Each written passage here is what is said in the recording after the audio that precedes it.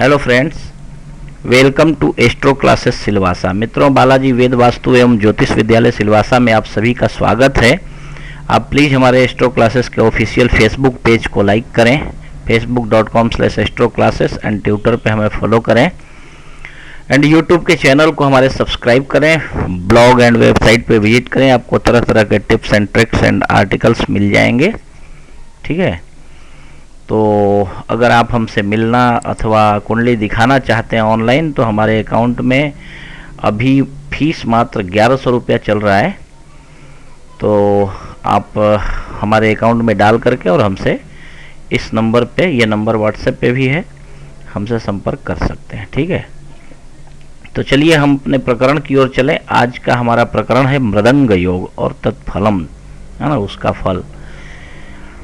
महर्षि पाराशर कहते हैं कि उच्च ग्रहांश पतो यदि केंद्र कोणे तुंग स्वकाय भवनोपगते बलाढ़िये लग्नाधिपे बलजुते तु मृदंग योग कल्याण रूप नृपतुल्य सब प्रदः स्यात्। मित्रों, महर्षि पाराशर कहते हैं कि जन्म जातक के जन्म लग्न में, जन्म कुंडली में कोई ग्रह उच्च का हो, ठीक है, उच्च राशि का हो, और उसके नवांश का स्वामी यदि किसी केंद्र में अथवा किसी त्रिकोण में बैठा हो, अथवा अपने उच्च का हो, अथवा स्वकाय भवन में, है ना, अपने घर में हो, स्वगृही हो, अथवा बलवान हो, बलाढ़िये, तथा लग्नेश लग्नाधिपे बलयुते, है ना, लग्नेश उस कुंडली में बलवान हो, तो जन्म कुंडली में मृदंग योग का निर्माण होता है।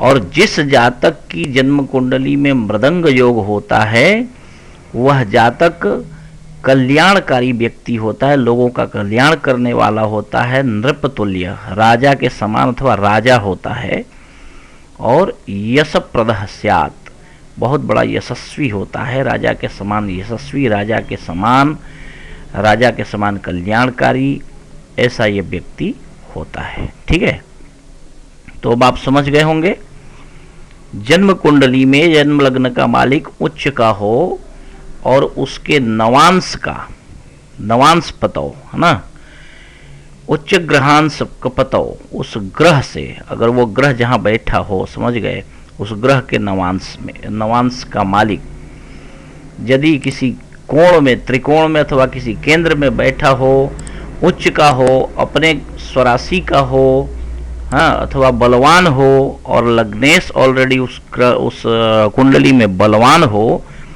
हाँ, पूर्ण बलवान हो, तो मृदंग योग का निर्माण होता है। और मृदंग योग इस जातक की जन्म कुंडली में होती है, वह राजा के समान यशस्वी और कल्याण रूप होता है। ठीक है, तो हम अपने अगले प्रकरण में श्रीनाथ योग का वर्णन करेंगे। नाम से ही आपको ज्ञात होना चाहिए, श्रीनाथ योग, है ना। तो आपने हमारे वीडियो को देखा, इसके लिए thanks for watching, bye and take care, thanks.